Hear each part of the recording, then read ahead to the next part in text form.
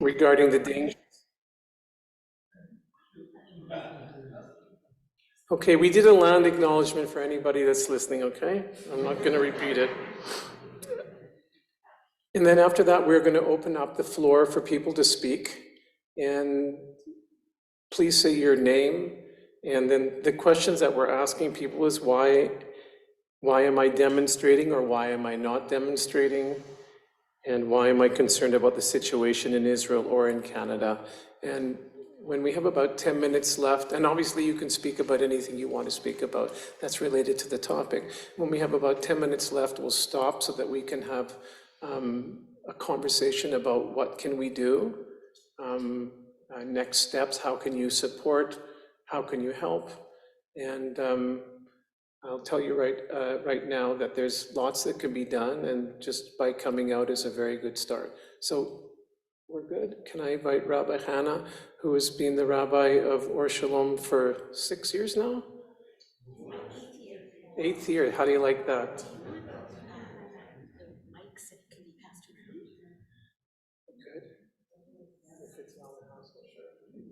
Good.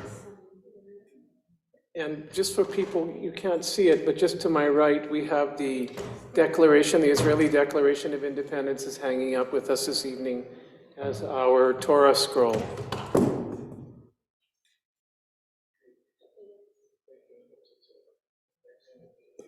I don't know if you can all see me. Let's see. Thanks, Charles. Thank you. So I want to welcome everyone, and I want to thank David for coming forward with the request that we meet here this evening.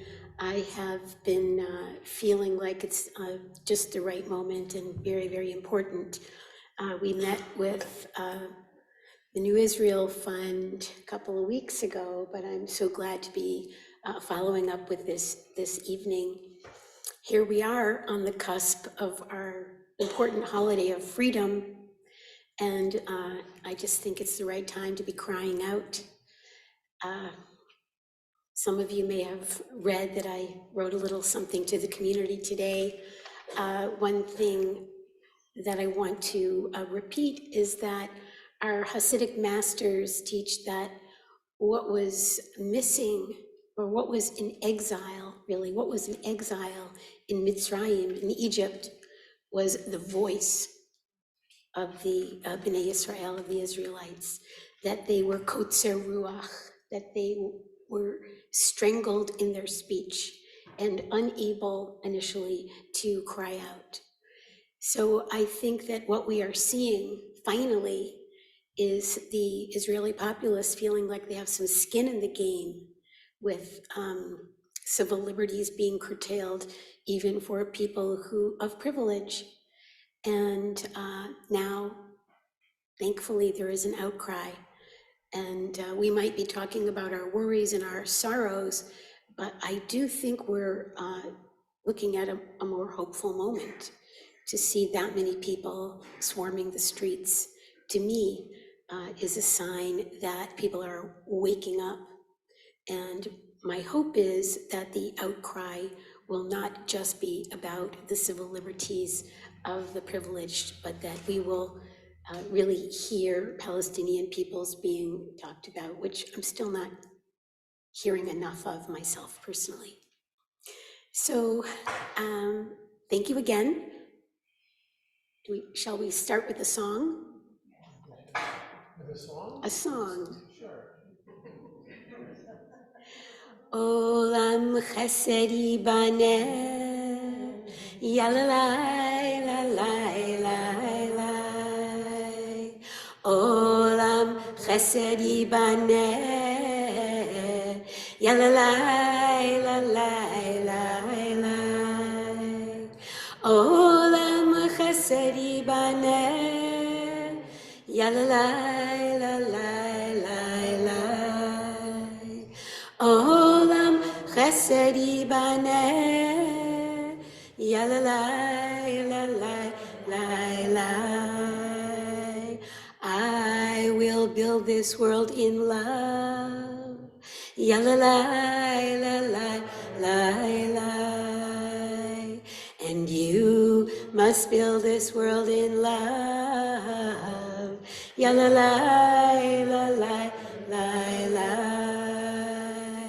For if we build this world in love, ya la la la la la la, then God will build this world in love. Ya la la la la la la. Olam chesed yibaneh. Ya la la la la la la. Olam chesed yibaneh. Ya la la la la la la. Olam chesed yibaneh. Ya la la la la la la. Olam chesed yibaneh. Ya la la la la la la. What I love about this melody is that it speaks of the importance of our agency in our redemption. Let's not expect God on high to drop redemption in our laps. No, we've got to go out into the streets. We've got to be that Nachshon that steps into the water all the way up to our necks to stimulate the waters to part. Erev Tov, and I look forward to hearing everything everyone has to say.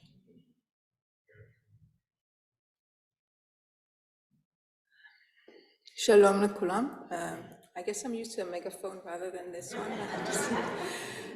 Thank you for having us, for hosting this evening. My name is Daphna Kedem. This started for us, although in Israel it started 12 weeks ago. This Sunday will be our 9th demo protest in Vancouver. I'm not sure if everyone knows about it, but it exists. And I'm part of Unacceptable, which is grassroots movement started in San Francisco, and 8 weeks ago I think we were like 20 cities around the world. Now it's over 50. We share the values of love, of course, but compassion, and also in support of our brothers and sisters in Israel. We do not belong, we are apolitical, and the values that we foresee is how we can do better, for Israel, and how we can support it in the best way we can. So some of you here will probably ask, how can I help? I'm in Vancouver and what's happening is in Israel. So the feedback we do get, and I think if you're in social media, it's just everywhere. They get their strength, and they get so much warm hugs from other Jews around the world, and especially if the movement does grow, if the movement does show, it's all recepts to them, and they feel it, and it's strong. And as you know, the bigger and the stronger we are, the more influence we have. And it's taken a while for this to grow, and it's kind of effect of the riffle, and it hopefully will come into bigger waves. But there is a point to going out in the street and saying, we're here, and we care, and we want a lot of others to come, others to share what we feel. And I think we're around sometimes 20, sometimes 50 people. It would be great to be 200. And I can say in other cities it's like 2,500. And again, it's also for equality for other minorities in Israel, which you stated. It's for women. It's for, if the whole idea of the reform is non-democratic, and it will bring heartfelt to minorities. I'm talking about LGBT, I'm talking women's rights. Examples are from here onwards. And it's not just out there, it's actually going to happen. So unless the people rise up, and we know this from other revolutions, until the people say, we manage to withhold what's happened, but I don't think it's, personally, it doesn't seem, it's not good enough, but the people have the power. As people, we have to stand together first of all, democracy for other countries, secondly, as Jewish people, and thirdly, as humanity, as we care about what happens in other places. So I mean, not everyone can actually feel free about going to the protesting or demoing, which is fine. There's many other ways. It can be on social media, it could be donating. It's just being aware and saying this message to your other family, wide family and friends, because it's important that, as they say, Israel Aravim echad l'sheni, we are all responsible for one another in a way, and for other groups, not just Jewish people. So that's the value of unacceptable. And we're going to see a bit here in the video from Noah, who, this is the logo, by the way, Achinoam Nini. And we'll start the video soon, and thank you. More than 600,000 people marched in the streets of Israel last night. Our brothers and sisters in Israel, hear our voices from more than 50 cities worldwide.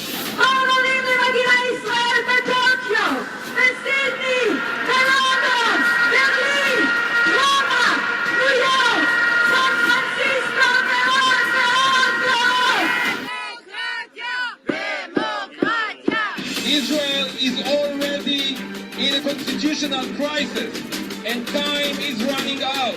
We are here to let Netanyahu and his government know that this will not happen. We must keep pushing and speak up and do everything we can from here to ensure that this will not happen.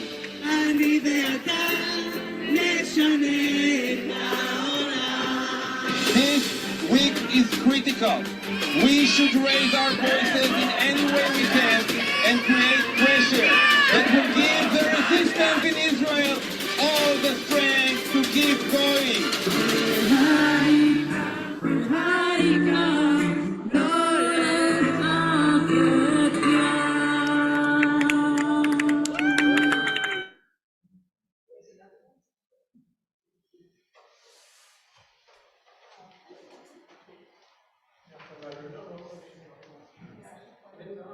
Can you put on the one with Achinoam Nini, please, the one that I sent you today? Thank you. Perfect, thank you. So, what's going on in Israel? The situation is not good. In fact, Israel is on the verge of the worst tragedy in her short history, worse than any war so far. The death of her democracy and a total system breakdown. The so-called judicial reform you may have heard of is none such thing. It is rather an anti-democratic coup, a grab for limitless power by a democratically elected government composed of convicted criminals, messianic zealots, corrupt opportunists, and ultra-nationalists, turning democracy against itself and against the citizens of Israel. Riddled with lies, the judicial reform is in fact an attempt to weaken and control the Supreme Court, which in Israel's case is the only check and balance we have. Unlike other democracies, Israel lacks a constitution, a second house, state legislation, and other obstacles to stand in the way of the ruling party. Without an independent Supreme Court, the citizens are at the mercy of the government's every whim. In effect, that means a dictatorship. How this happened is a long story, but it did. And now hundreds of thousands of Israelis from every corner of society are out in the streets demonstrating across the country and across the globe, which is in itself awe-inspiring. In fact, it's the only ray of light in this nightmare. The governmental coup and sinister dictatorship laws reminiscent of pre-World War II Europe have brought fighter pilots, reserve soldiers, doctors, lawyers, the high-tech community, the business and banking community, the women's groups, artists, the LGBTQ community, moderate observant Jews, bereaved families, Holocaust survivors, activists of all sorts and more to protest with a might Israel has never known since her establishment 75 years ago. So what does this mean for you? Dangerous anti-democratic coalitions of political opportunists, authoritarian leaders, religious fundamentalists, ultra-nationalists, and brutal criminals wreak havoc across the globe. When a democracy like Israel, which far outweighs her size and global impact, falls victim to such forces, imploding from within, the ripple effect is enormous and terrifying. The death of a democracy is like a virus attacking the body. It is not only devastating, it is also contagious. In perfect analogy to the COVID-19 pandemic, all countries should not only beware and protect themselves, but also reach out and help, just as the world did during the pandemic, sharing knowledge, information, and medication. Because we all know viruses spread like fire, and so long as one of us is infected, none of us are safe. For Jews around the world, the situation is even more complicated. Israel was the love child of the Jewish people, nurtured, supported, and defended by them, the manifestation of an age-old dream, intrinsically connected to and reflecting their values and ethic. For those of us living here, Israel is a home, and with all her complexity and challenges, nothing short of a miracle. Now all that is at risk. If the coup is successful, Jews will become far more vulnerable than ever before. And then there's the future of the Palestinian people, who have already suffered so greatly under decades of occupation. The current government has declared war on peace, eliminating all hope of a two-state solution and leaving the Palestinian people exposed to horrific acts of violence with no savior in sight. The ticking time bomb, which is the Palestinian-Israeli conflict, threatens the stability of the entire Middle East and, as such, the entire world. So what can you do? We call upon our friends across the globe to raise your voices in support of decency, equality, and democracy. Let the Israeli government know that its anti-democratic revolution, that oppression, bigotry, and racism are not acceptable to the international community and not welcome in your borders. Let the Israeli government know that you will be unable to conduct business nor philanthropy as usual should this anti-democratic coup not be stopped. And remember, the government is not the people. We, the people, are fighting for democracy and freedom, our shared values. Support us in every and any way you can. We need you.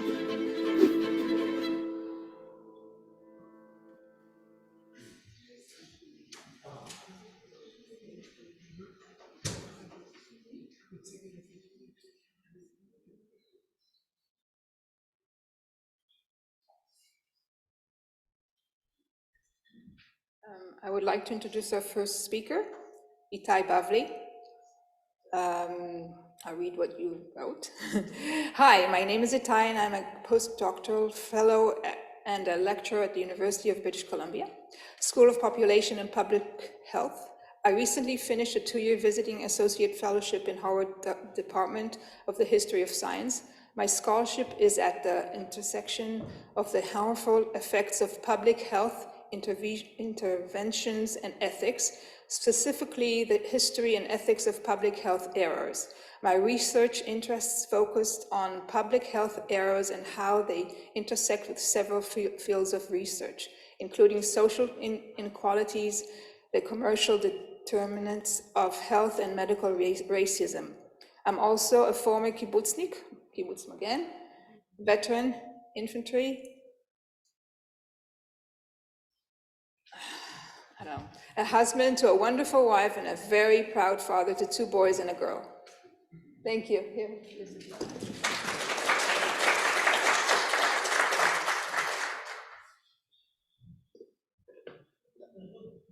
Not that smart after all.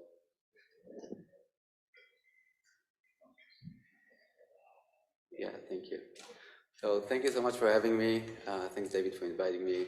It's a great privilege being here. Wrote down some notes, but I feel like maybe it'd be more like a conversation. Yeah, so I'm originally from Kibbutz Magen, which is in the Negev, besides Gaza Strip. I lived there most of my life. I did my BA and MA at the Hebrew University, and then did my PhD here. And I'm a postdoc here, I'm teaching here.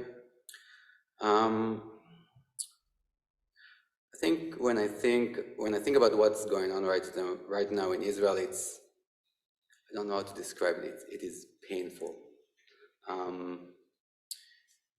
My family, my friends are protesting every day, and I'm here in Vancouver. You know, it feels weird.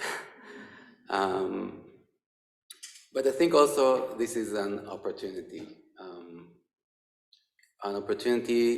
for a real change. It's an opportunity to fight this anti-democratic forces and bring democracy to all, to Jews, Arabs, Palestinians. We want to live them together. And we cannot ignore the fact that while we want democracy, what we call within the green lines, there are people that are constantly under military control. I was part of it. I mean, I'm a very proud veteran, but I was part of it, and we have to acknowledge that. And I think if we want democracy, if we care about our neighbors, we must not sit still and not doing anything right now. I mean, it's hard for me to speak on behalf of the Jewish community because I feel as an Israeli living in Vancouver, but you need to understand how bad is it right now. I mean, democracy is disagreeing, and I get it that you have different political views. That's great. I mean, that's the idea of democracy. But these people, they don't want democracy. Once we pass this reform, I mean, any minority will be at risk. I mean, they can get, the Arabs, gay population, or any other minorities. So, again, I'm happy to discuss, to hear your opinion, your thoughts. I recently read Nelson Mandela's autobiography. And in his autobiography, Long Walk to Freedom, he wrote that Lazar Sadetsky had agreed to take him on a clerk while he completed his BA degree in law. So the only person who agreed to hire a black South African was a Jewish firm. And he wrote, the law firm was more liberal than most. It was a Jewish firm.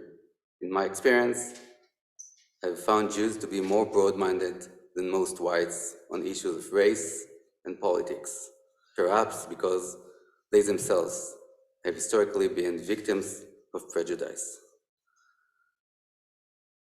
So let's not let down Mandela.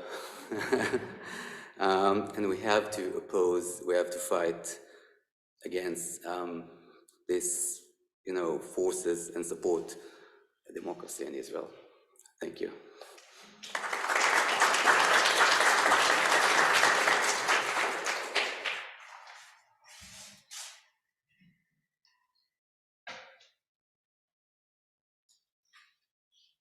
Thank you, Itai, for being here. I'm going to introduce you to Lisa Richland. Lisa recently moved to Vancouver from Jerusalem, and she has a long and storied history, which I will try and give to you very quickly. Between the years of 2000 and 2021, Lisa worked for tens of social change and human rights organizations in Israel, with a focus on non-Jews, including asylum seekers. Lisa volunteered for refugee serving agencies in East Africa and served as a board member of such organizations in both Israel and in Vancouver. In 2021, Lisa completed her PhD at Ben Gurion University of the Negev in the Department of Politics and Government with a degree in African Studies. Her PhD research, which builds on relationships stretching back to 2007, focused on the Sudanese community organizations in Israel. Her research also is informed by her own experience as a migrant, first from the United States to Israel in 2000, and since 2021 in Canada. She's currently working as a lecturer in various institutions in higher education in the Greater Vancouver area, including UBC and SFU, and is a researcher on a project examining onward migration via Israel to Canada.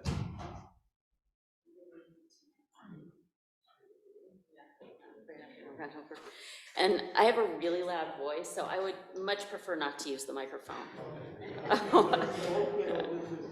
Okay, fine. But I feel like I'm screaming into this room. Okay, is that okay?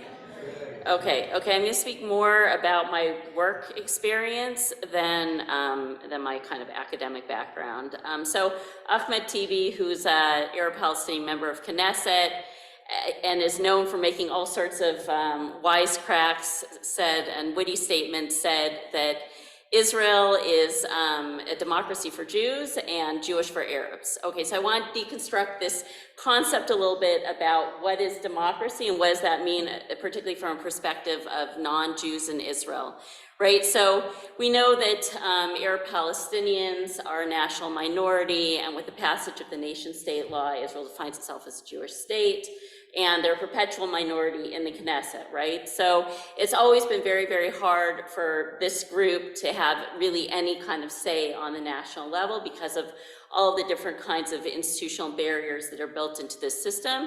And if you're talking about migrant workers or asylum seekers, for example, these are people with very precarious legal status. They don't have citizenship, they don't have even permanent or any kind of stable legal status. So also their avenues for change have been very, very limited and curtailed. So what has been happening, the organizations that I've been working for and with for many, many years have been looking for avenues in order to change their status. And as we know, that avenue has been the Supreme Court. So the organizations have leaned very, very hard on the Supreme Court. And because, you know, when you're saying an organization, you can say file a petition, people feel good, you feel like you've done something, it has an impact or it doesn't have an impact, but it's very hard to change public opinion, right? It's hard, it's frustrating. We know that as Israelis even.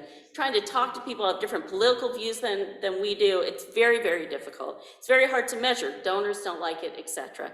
So the Supreme Court has been under all of this pressure, and the public hasn't come along with the Supreme Court, right? So we know that there's been a lot of feelings that the court doesn't represent us, and this is why the judicial reform is taking, I mean, this is part of the reason why I think we see the way the reform is looking.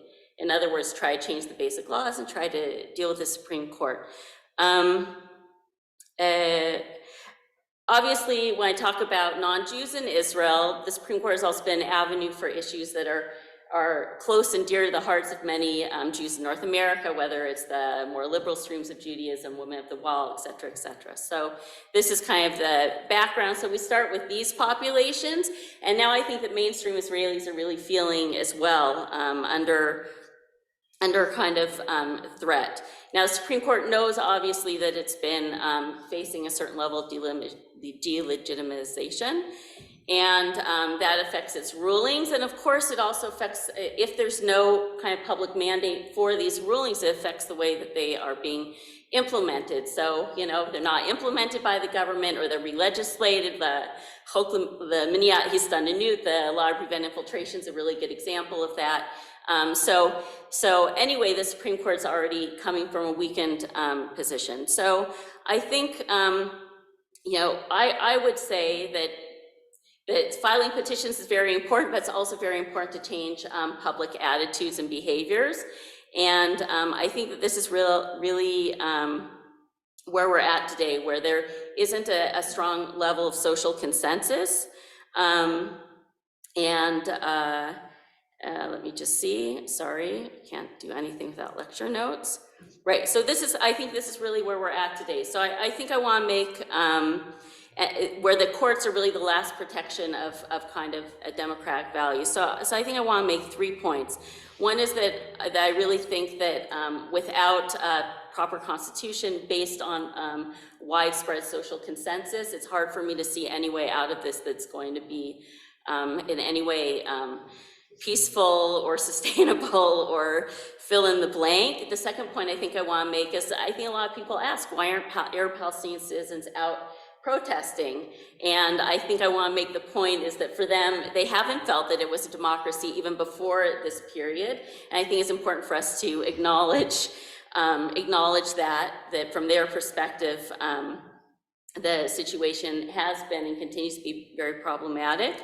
And the third point I want to make is that, that obviously when you start with weaker social groups, in this case, in my case, groups that aren't Jewish in Israel, you know, and those protections aren't safeguarded or guaranteed, what you have is what we see today, where the mainstream of Israeli society is starting to feel increasingly threatened.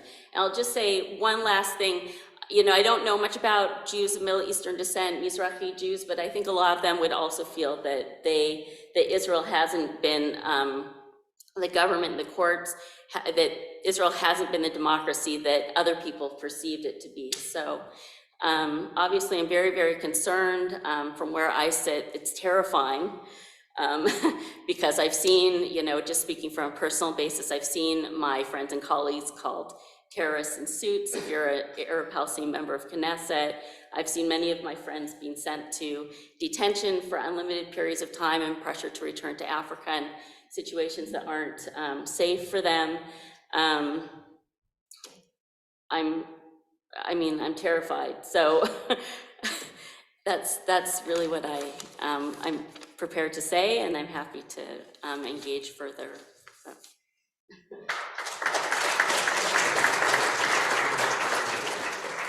Adi is one of our organizing members, is going to introduce our last guest, Erez, and when people are commenting afterwards, you can ask questions to the speakers as well. But it'll be an open conversation afterwards.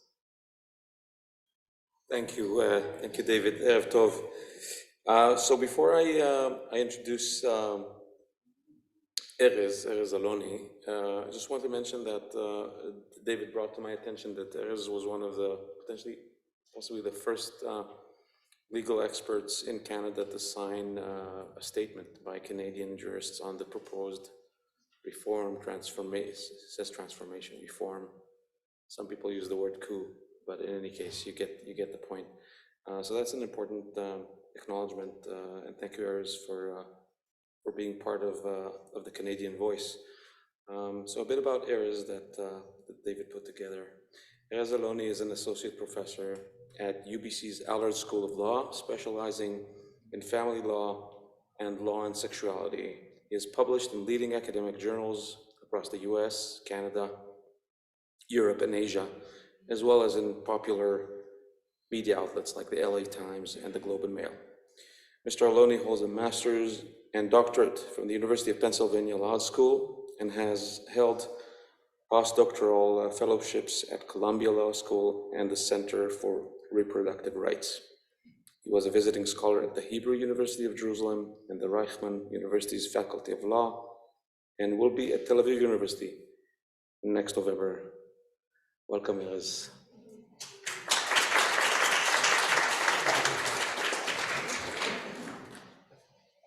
All right, thank you, everyone. I'm going to talk with you about law, because that's what I do. And today I was sitting drinking coffee in Purebred, and someone just started to chat with me randomly, and then he said, so what, these Israelis want to look more like Canada. Let me tell you why this is exactly wrong. The main point that I want to tell you is why this is not a legal reform, why it's not a joke when we call it a revolution. And I really want to give you some details, not too many, don't worry, but some details that will equip you with understanding and the tools to kind of evaluate the situation in Israel at the moment. So as all or most of you understand, a democracy needs checks and balances. And these checks and balances include checks and restrictions on the government. So we can enforce laws against the government, so we make sure that the government doesn't abuse its right, and in particular against the minorities.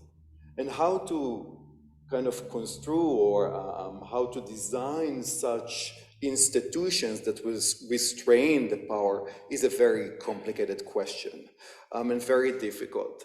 But in Israel, actually, the situation is not complicated to describe, because in Israel, the only checks, the only restrictions on the government, on the executive, is the Supreme Court.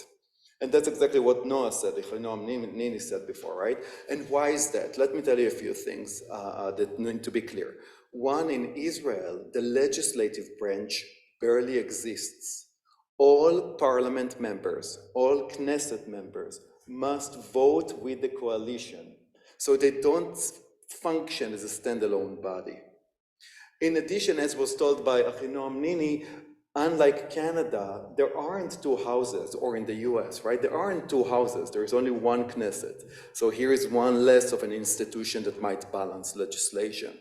Likewise, there aren't other mechanisms that exist elsewhere, like legislative veto in the US. We don't have anything like federalism. It doesn't have anything like EU, right? The EU has the European Court of Human Rights that provides another layer of scrutiny. So no international courts that supervise. Israel has none of it. So all that Israel has in order to have these checks and balances is one thing, and this is independent judiciary. And that's what the entire system relies on. So let me tell you what are the particular proposed changes that are going to harm this independence of the judiciary. One thing is, and that's the most controversial one, of course, is that the coalition, the executive, is going to be almost solely responsible for selecting judges by themselves. And the way that that is undermining democracy is quite clear, but because this is the crux of the revolution, I'm going to talk about it more in details in just a few moments. But let me talk about some other things as well. And one of the things to understand in advance that this coalition just drops dumping this entire set of rules, not one, not two, not three, all these like many changes, each one of them is significant, all of them together are a major change. So I'll talk soon about how it works with terms of electing judges, but let me talk about some other things.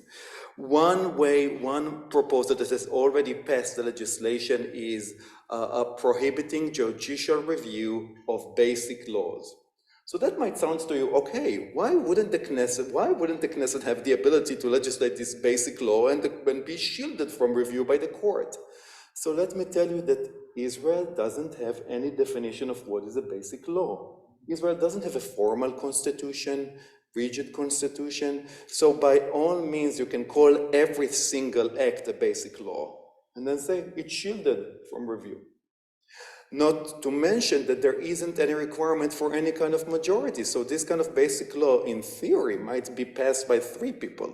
Member Knesset, right? And then say, okay, this is basic law that says the following: all people are whatever, and that is shielded. Okay, so that's one issue. In addition, another requirement, another thing that the coalition asks is that every review of every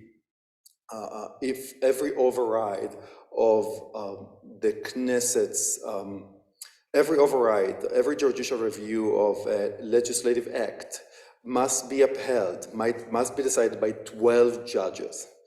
You know what Jews are, right? Like it's impossible to get 12 Jews to decide on anything, and of course not only Jews on the court, right? But having 12 judges, 12 justices of the Supreme Court agreeing on one act is merely impossible, especially there are only 15 justices total, right? So that makes no judicial review at all.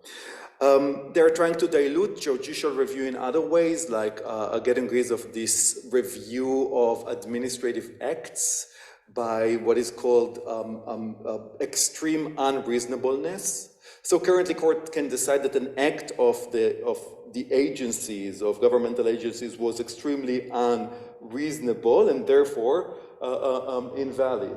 They use it rarely, they don't use it that often. But the reason why the coalition wants it so much is that this is the attempt to bring back Minister Deri from Shas, who's recently the Supreme Court decided that because he was twice already convicted and because he entered into a plea bargain, it will be very unreasonable for him to be able to serve as a minister. Finally, there is one more thing, and that is getting rid of the legal advisors of ministries, so that they will become position of trust that can be fired if they don't like the opinion, etc. Banana Republic. All these concentrated efforts together. Now let's go to the most controversial one, the election or appointment of justices to the Supreme Court. Currently, after 2008, in 2008 there was reform, and they actually reached some kind of an interesting balance, or a good balance. The committee that decides about Supreme Court justices includes 2 ministers, so 2 members of the coalition, 2 Knesset members, 1 from the coalition, 1 from the opposition, 2 representatives of the bar, and 3 Supreme Court justices. And you need 7 out of the 9 in order to appoint Supreme Court justice. So what does it mean? It means that de facto, there is veto, mutual veto power, both to the justices and both to the members of coalition, because you always must have either 1 justice of the Supreme Court and one from the coalition in order to be successful in appointing a Supreme Court justice, Supreme Court judge. So that means that it's actually a very balanced system, and indeed in the past few years, the appointees were very conservative judges often, but they reach compromises, right? 1 and 1, etc. Now they want to change it. The coalition wants to change it. So there will be 3 ministers from the coalition, 3 Knesset members, and 3 justices. I'm not going to get how they are going to be appointed, but 9, and all you need is 5 in order to appoint Supreme Court justice, meaning that the entire power is the coalition. And what that means is if government has control over appointments, current sitting judges are not going to rule against the government. They will want to be appointed to the Supreme Court, as well as everybody will lose the trust and the confidence in the independence of the judiciary. So in the pipeline, along with that, they have laws to abolish independent public broadcasting, control of academia, immunity for IDF soldiers and police actions, increasing jurisdiction of the rabbinical court, and so forth. This is not Canada. This is picking and choosing from each country one thing without looking at the entire system overall, to see that there are other parts of checks and balances in the other system that do not exist in the very delicate, relatively new democratic tradition of Israel. So let me finish by by a good note, and say, Israel is at the moment in a constitutional moment. Constitutional moment is something that scholars recognize as a moment in which people start to have these kind of meetings, right? To talk about all these mechanisms for checks and balance. And perhaps something good will come out of it. Maybe finally a constitution, something that will give some rights that will uphold rights for minorities. Maybe there will be a change that will finally guarantee some things. But I'm afraid otherwise that the risks that were mentioned here by my other colleagues are real, and we all appreciate what each person can do to help. I look forward to speaking more. If you have any questions.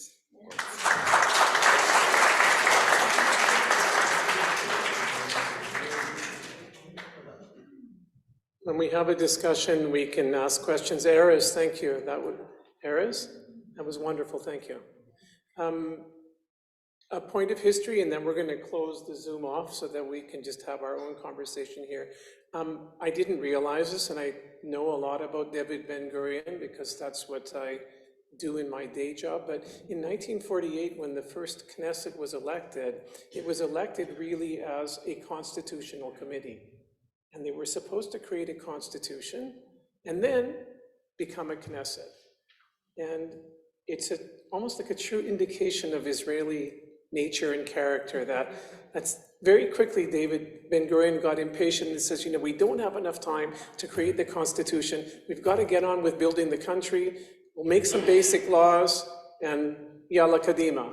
So the opportunity and constitutional moment, the term that Erez used, is a very, very good description.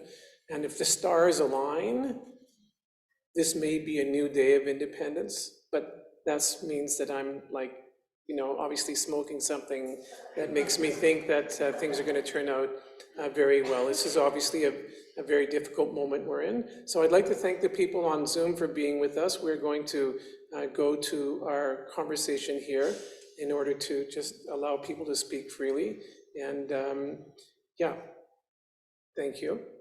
And I hope that our microphones work. But the questions,